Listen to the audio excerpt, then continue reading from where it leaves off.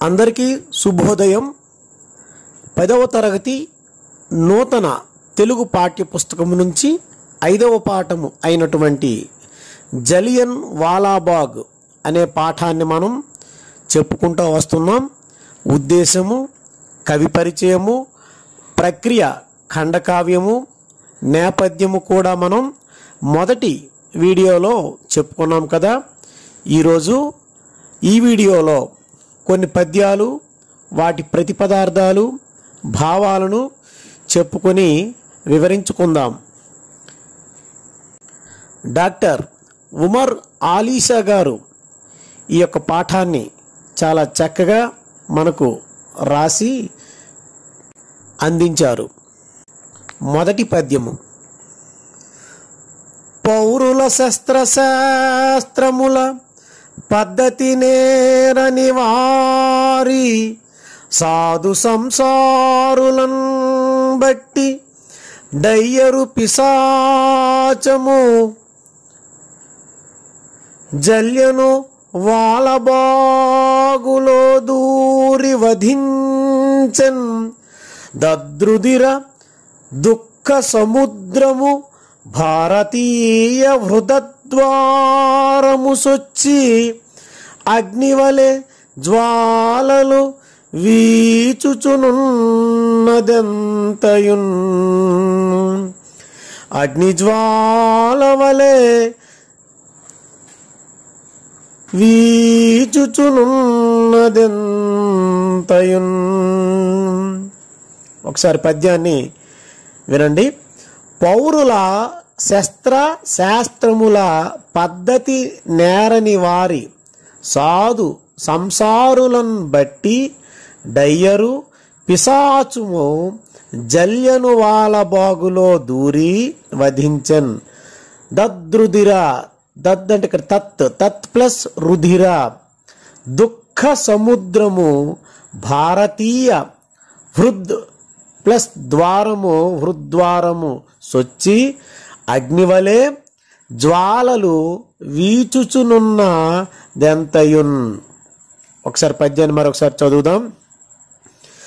పౌరుల శస్త్రముల పద్ధతి నేరని వారి సాధు సంసారులను బట్టి డయ్యరు పిశాచము జల్యను వాలబాగులో దూరి వధించెన్.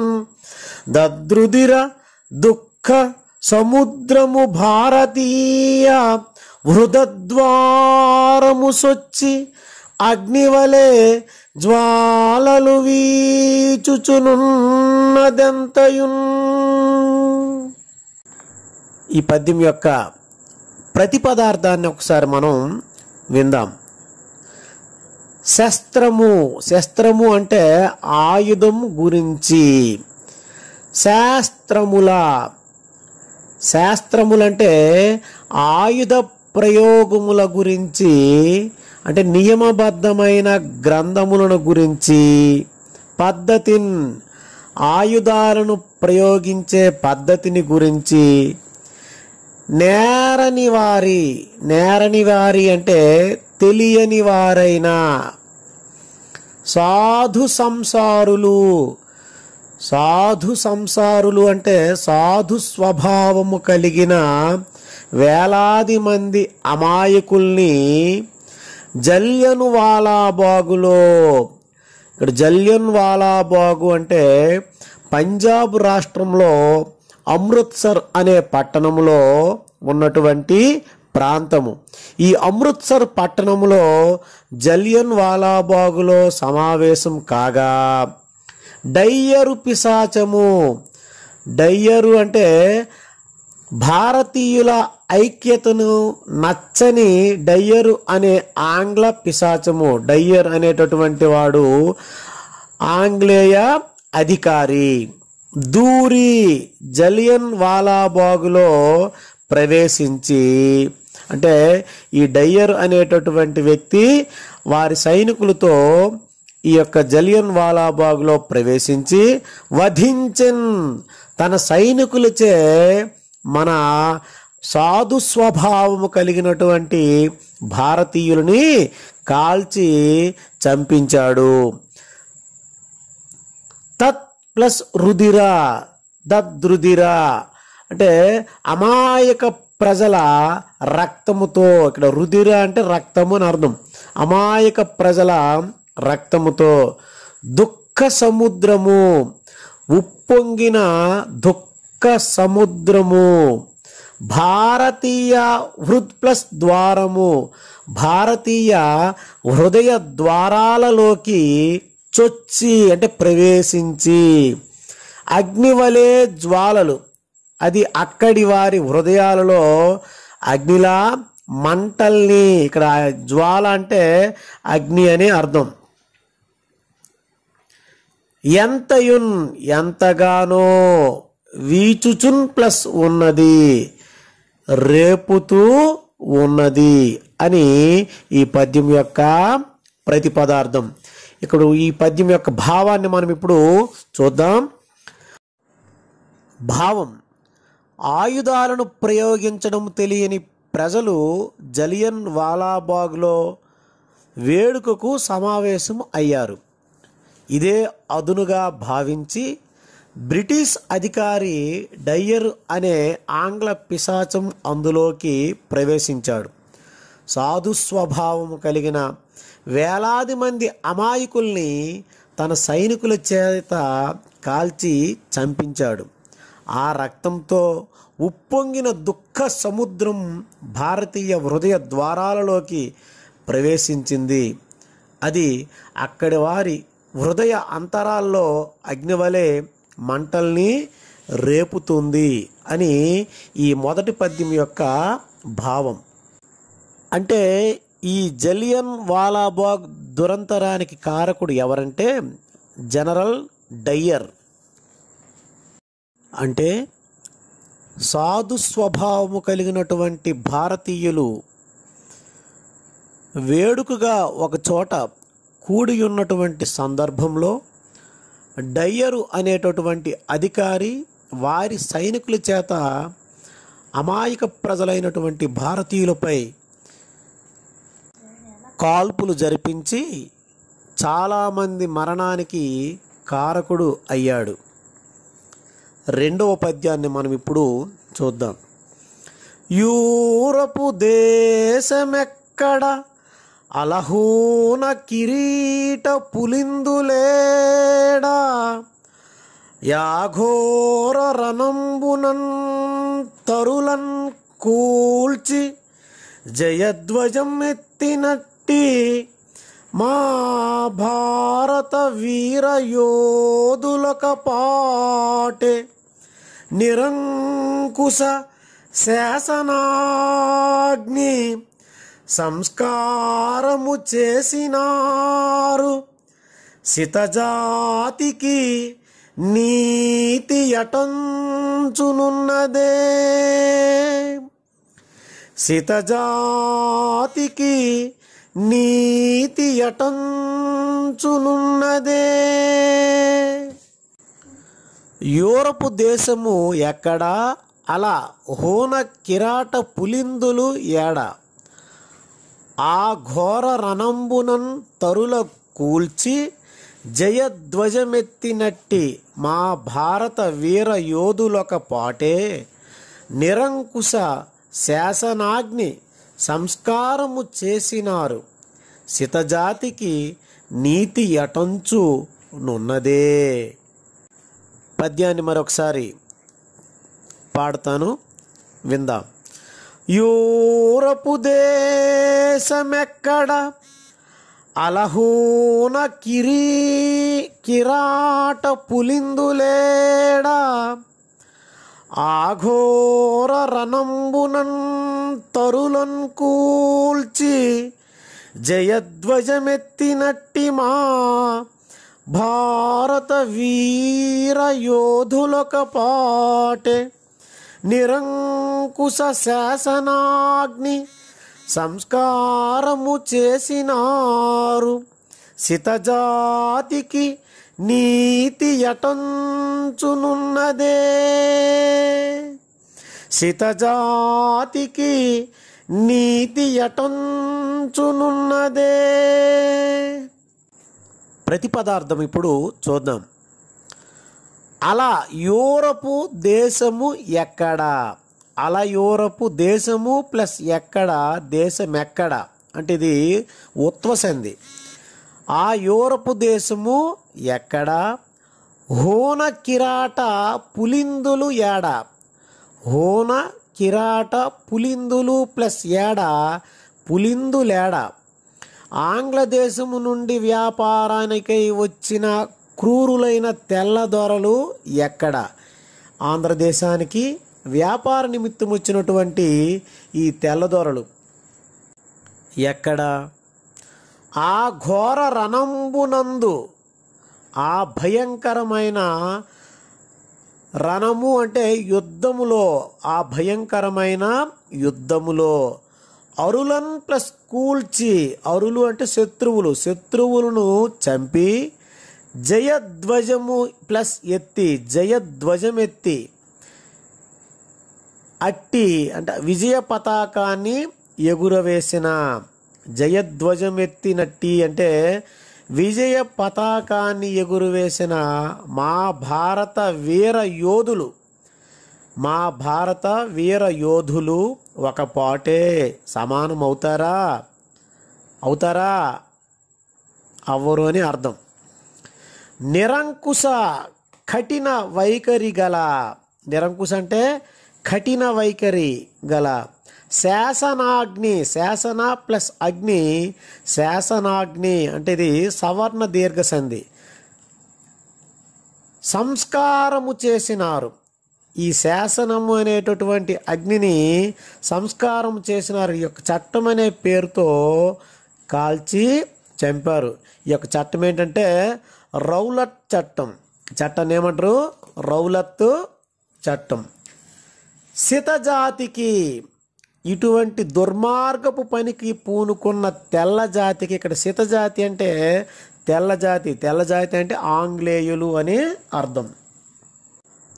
నీతి అటంచున్ ఉన్నదే, అసలు నీతి అనేది ఈ ఆంగ్లేయ తెల్ల జాతీయులకు ఉన్నదా అంటే లేదు అని భావం. యూరప్ దేశం ఎక్కడ? ఆంగ్లేయ దేశము నుండి వ్యాపారానికై వచ్చిన క్రూరులైన తెల్లదొరలు ఎక్కడ? ఆ భయంకరమైన యుద్ధంలో శత్రువులను చంపి విజయ పతాకాన్ని వేసిన మా భారతీయ వీరయోధులు సమానం అవుతారా? అటువంటి కఠిన వైఖరి గల రౌలత్ చట్టాన్ని తీసుకువచ్చి ఇటువంటి దుర్మార్గపు పనికి పూనుకున్న తెల్లజాతి వారికి అసలు నీతి అనేది ఉందా అంటే లేదు అని అర్థం. భావాన్ని మనం తెలుసుకుందాం. భావం: ఆ యూరప్ దేశం ఎక్కడ? వ్యాపారానికై వచ్చి భారతీయుల్ని వేటాడి వేధిస్తున్న తెల్లదొరలు ఎక్కడ? భయంకరమైన యుద్ధంలో శత్రువులతో పోరాడి విజయం కోసం నెత్తురోడిన మా భారత వీర యోధులెక్కడ? నిరంకుశ శాసనం అంటే రౌలట్ చట్టం చేసి వారు ఈ దుర్మార్గపు పనికి పూనుకున్నారు. ఈ తెల్ల జాతీయులకి అసలు నీతి అనేది ఉందా అని ప్రశ్నించారు కవిగారు. ఆలీషా గారు మనకి ప్రశ్నించారు, ఉందా, నీతి ఉందా? లేదు అని భావం. అయితే ఇప్పుడు ఈ రౌలత్ చట్టం అనేది ఏంటి? రౌలత్ చట్టాన్ని గురించి మనం ఇప్పుడు తెలుసుకుందాం. రౌలట్ చట్టం అంటే ఇది నల్ల చట్టం. మార్చి 21, 1919 ఢిల్లీలో ఇంపీరియల్ లెజిస్లేటివ్ కౌన్సిల్ ఆమోదించిన చట్టం. విప్లవ సమూహాలను అణిచివేయడం ద్వారా భారతీయుల వ్యక్తిగత వ్యక్తీకరణ, స్వేచ్ఛ హక్కును హరించడం ద్వారా భారతీయులు తమకు వ్యతిరేకంగా లేవకుండా నిరుత్సాహపరచడానికి బ్రిటిష్ వారు దీనిని అమలు చేశారు. అందువల్ల రౌలట్ చట్టాన్ని భారతీయులు వ్యతిరేకించారు. అర్థమైంది కదా? రౌలట్ చట్టం అంటే మరొకసారి విందాం. రౌలట్ చట్టం అనేది మార్చి 21, 1919 ఢిల్లీలో ఇంపీరియల్ లెజిస్లేటివ్ కౌన్సిల్ ఆమోదించిన చట్టం. విప్లవ సమూహాలను అణిచివేయడం ద్వారా భారతీయుల వ్యక్తిగత వ్యక్తీకరణకు స్వేచ్ఛా హక్కును హరించడం ద్వారా భారతీయులు తమకు వ్యతిరేకంగా లేవకుండా నిరుత్సాహపరచడానికి బ్రిటిష్ వారు దీనిని అమలు చేశారు. అందువల్ల ఈ రౌలట్ చట్టాన్ని భారతీయులు వ్యతిరేకించారు. 3వ పద్యము. రౌలటు శాసనంబు సమరంబున గెల్చిన దాని కంకుగా గాలము మీనజాలమునకై యొనరించిన రీతి హూన భూపాలు రొసంగినారు పరిపంథి నృపాలురు నవ్వునట్లు అయ్యో లవమై ప్రేమ మగునోయి కృతజ్ఞత వేరయున్నదే. లవమైన ప్రేమ మగునోయి కృతజ్ఞత వేరయున్నదే. పద్యాన్ని మరొకసారి విందాం. రౌలటు శాసనంబు సమరంబున గెల్చిన దానికి అంకుగా గాలము మీనజాలమునకై వనరించిన రీతి హూన భూపాలు రొసంగినారు పరి పంథి నృపాలు నవ్వునట్లు అయ్యో లవమైన ప్రేమ మగునోయి కృతజ్ఞత వేరయున్నదే. పద్యాన్ని మరొకసారి చదువుతాను, విందాం. రౌలటు శాసనంబు సమరంబున గెల్చిన దాని కంకుగా గాలము మీనజాలమునకై యొనరించిన రీతి హూన భూపాలు రొసంగినారు పరిపంథి నృపాలురు నవ్వునట్లు అయ్యో లవమై ప్రేమ మగునోయి కృతజ్ఞత వేరయున్నదే. లవమైన ప్రేమ మగునోయి కృతజ్ఞత వేరయున్నదే. ఈ పద్యం యొక్క కఠిన పదాలు అలాగే ప్రతి పదార్థాన్ని మనం ఇప్పుడు విందాం. రౌలట్ శాసనంబు భారతీయుల తిరుగుబాట్లను అణిచివేయడానికి బ్రిటిష్ ప్రభుత్వం వారు ప్రవేశపెట్టిన రౌలట్ శాసనము. మనం ముందు పద్యం చివరిలో చెప్పుకున్నాం కదా. రౌలట్ శాసనం అంటే సమరంబున గెలిచిన దానికి, ఇక్కడ సమరము అంటే యుద్ధము, భారతీయులు తమకు వ్యతిరేకంగా లేవకుండా నిరుత్సాహపరచడానికి బ్రిటిష్ కౌన్సిల్ ఆమోదం పొందామని సంతోషిస్తున్న ఆంగ్లేయులు అంకు అంటే ఇక్కడ అవకాశము, లభించిన అవకాశంగా భావించి మీనజాలమునకై వనరించిన, మీనము అంటే చేపల సమూహాన్ని పట్టుకోవడానికి ఉపయోగించే గాలంలాగా ఆ చట్టాన్ని, ఇక్కడ గాలం చేపలు పట్టడానికి వాడుతుంటారు కదా, చిన్న ఒక ముళ్ళు లాంటిది, అటువంటి గాలంలా ఆ చట్టాన్ని హూన భూపాలురు వసంగినారు డయ్యర్ జలియన్ వాలాబాగులో ప్రయోగించాడు. డయ్యర్ వారు ఆ యొక్క ఆంగ్లేయ అధికారి అయినటువంటి ఆ డయ్యరు మన భారతీయుల పైన ఈ యొక్క రౌలట్ చట్టాన్ని ప్రయోగించాడు. పరిపంథి నృపాలురు. పరిపంథి నృపాలు. నృపాలురు అంటే రాజులు అని అర్థం. ఆంగ్లేయులకు తొత్తులుగా ఉన్న భారతీయులకు శత్రు సామంత రాజులు. అంటే అప్పట్లో మన భారతదేశానికి రాజులు పరిపాలిస్తూ ఉండేవారు. ఆ రాజులు ఆంగ్లేయులకి తొత్తులుగా మారి చివరకు మన భారతదేశానికి వారి చేతుల్లో కట్టపెట్టడం అనేది జరిగినది. కాబట్టి అందుకే భారతీయులకు శత్రు సామంత రాజులు తొత్తులుగా మారారని ఇక్కడ చెప్పడం జరిగింది. నవ్వున్ ప్లస్ అట్టుల. ఈ మారణ హోమం చూసి నవ్వుతున్నారు ఎవరు? ఈ భారతీయ శత్రు సామంత రాజులు. అయ్యో ఏమాత్రం జాలి లేని, అయ్యో అంటే ఏమాత్రం జాలి లేని లవమైన, లవము ప్లస్ అయిన, ఇది ఉత్వసంది. ఈ యొక్క లవమైన అంటే ఆంగ్లేయులకు ప్రేమము వసంగునోయి. ప్రేమము ప్లస్ అగునోయి అంటే ఇది కూడా మనకి ఉత్వసంది.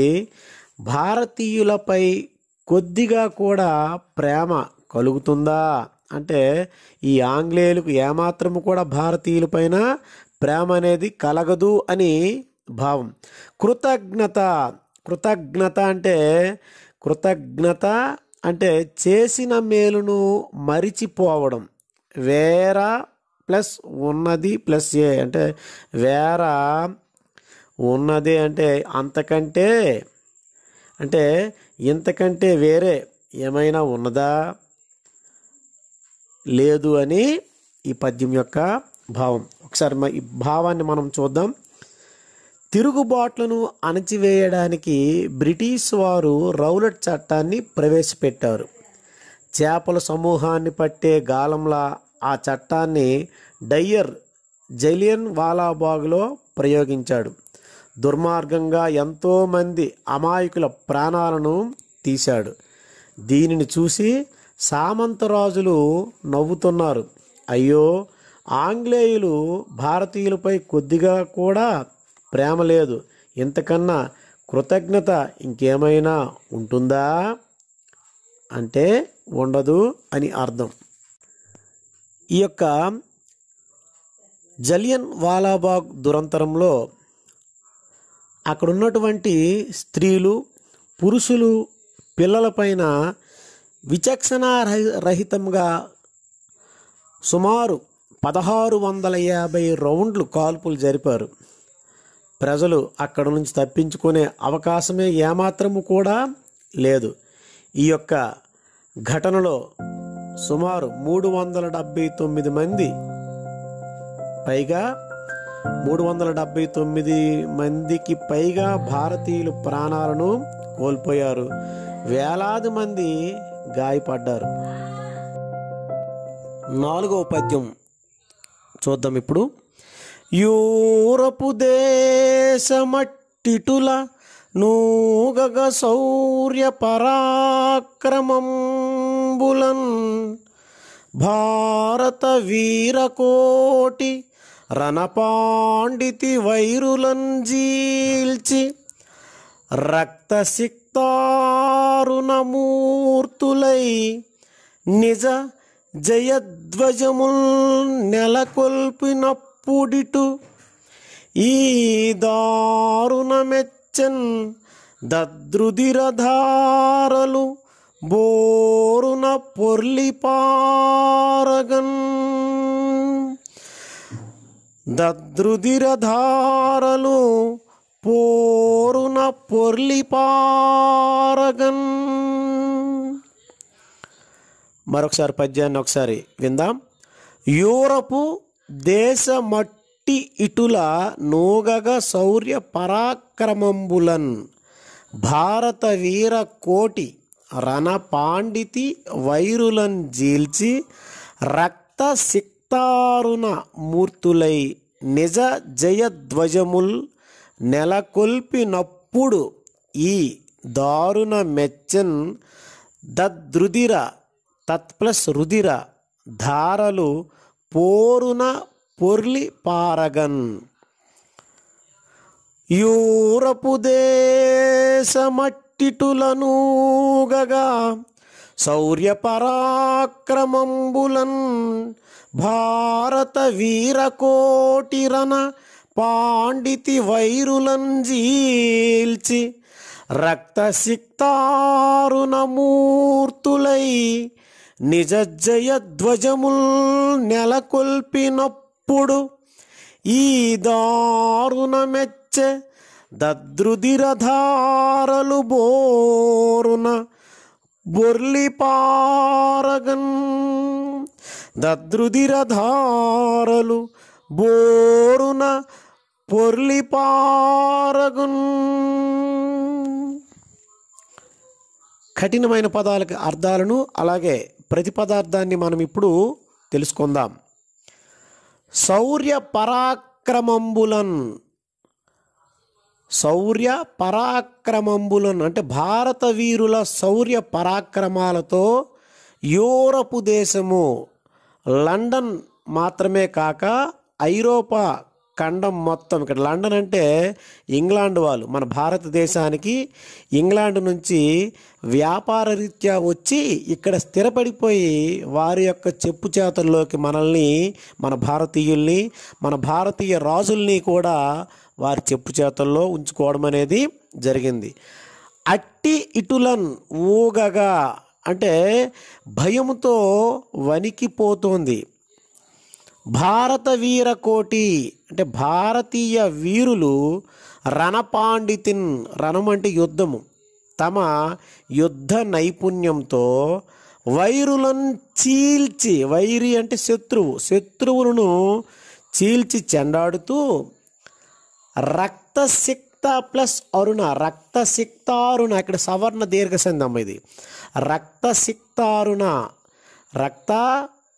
రక్తసిక్త ప్లస్ అరుణ, రక్తసిక్తారుణ మూర్తులు ఐ, మూర్తులు ప్లస్ ఐ మూర్తులై, ఇది ఉత్వసింది అంటే ఇరు పక్షాల వారు రక్తసిక్తులై ఎర్రని రూపెత్తి పోరాడుతూ ఉండగా ఈ దారుణము ఎచ్చన్, ఈ దారుణము ఎచ్చన్, ఈ రక్తపాతము మితిమీరుతుండగా నిజ జయధ్వజముల్, జై జై అంటూ జయధ్వానాలు అలాగే జెండాలు నెలకొల్పినప్పుడు మారుమోగుతూ ఉండగా, జెండాలు రెపరెపలాడుతూ ఉండగా తత్ ప్లస్ రుధిర ధారలు, అక్కడ వారి రక్తధారలు, రుధిర అంటే రుధిరము అంటే రక్తం అని అర్థం, తత్ రుధిర ధారలు, అక్కడి వారి రక్తధారలు భోరునన్ పొర్లి, ఉవ్వెత్తున పొంగి పొర్లి పారగన్ ప్రవహిస్తూ ఉన్నాయి. ఆ ప్రాంతమంతా రక్తంతో తడిసింది అని భావం. ఏ ప్రాంతము? జలియన్ వాలాబాగ్ అనే ప్రాంతము. పంజాబ్ రాష్ట్రంలో అమృత్సర్ పట్టణంలో ఈ జలియన్ వాలాబాగ్ అనే ప్రాంతమంతా కూడా డయ్యరు వారి సేన ఈ యొక్క కాల్పులు జరుపుతూ ఉండగా ఆ ప్రాంతమంతా కూడా ఎంతోమంది మన భారతీయులు చనిపోయి సుమారు 379 మందికి పైగా ప్రాణాలు కోల్పోయి ఎంతో కొన్ని వేల మంది గాయపడ్డారు. ఆ ప్రాంతమంతా రక్తంతో తడిసిందని ఈ యొక్క పద్యంలో చెప్తున్నారు.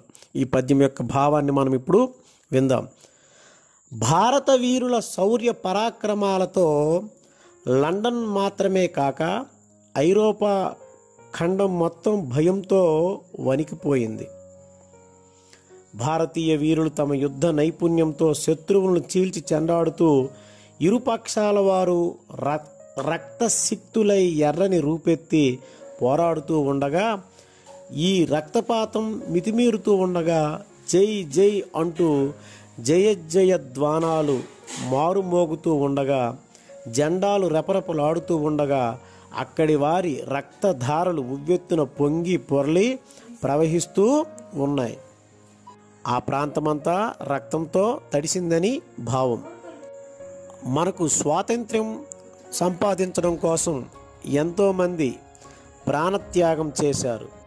భారతదేశం అంతటా ప్రతి ప్రాంతంలో కూడా ఈ యొక్క స్వాతంత్ర ఉద్యమం అనేది బాగా మారుమోగి ప్రతి పల్లె ప్రాంతాలలో కూడా అందరికీ స్వాతంత్ర కాంక్ష అనేది ఈ యొక్క జలియన్ వాలాబాగ్ దురంతంతో అందరికీ తెలిసేలా దేశమంతా అట్టుడికిపోయింది. ఆ టైంలో ఎలాగైనా సరే భారతదేశానికి స్వాతంత్ర్యం సాధించడం కోసం అప్పటిలో ఎంతోమంది నాయకులు తమ యొక్క ప్రాణాలకు సైతము తృణప్రాయంగా విడిచిపెట్టి దేశానికి మనకి స్వాతంత్రం సంపాదించడానికి పూనుకున్నారు. ఈ మొదటి విభాగంలో ఆలోచించండి చెప్పండి అని ఒక 2 ప్రశ్నలు మనకు వేయడం జరిగింది. ఒకటో ప్రశ్న, జలియన్ వాలాబాగ్లో భారతీయుల్ని పొట్టన పెట్టుకున్నది ఎవరు? ఎవరమ్మా? జలియన్ వాలాబాగ్లో భారతీయుల్ని పొట్టన పెట్టుకున్నది బ్రిటిష్ అధికారి జనరల్ డయ్యర్. రెండవ ప్రశ్న, రౌలట్ చట్టం ఎందుకు రూపొందించారు? రౌలట్ చట్టము తిరుగుబాట్లను అణచివేయడానికి బ్రిటిష్ వారు రౌలట్ చట్టాన్ని రూపొందించారు. తరువాత పద్యాలని తరువాత తరగతిలో చెప్పుకుందాం. మరిన్ని వీడియోలకు నా ఈ యూట్యూబ్ ఛానల్ని సబ్స్క్రైబ్ చేయండి, లైక్ చేయండి.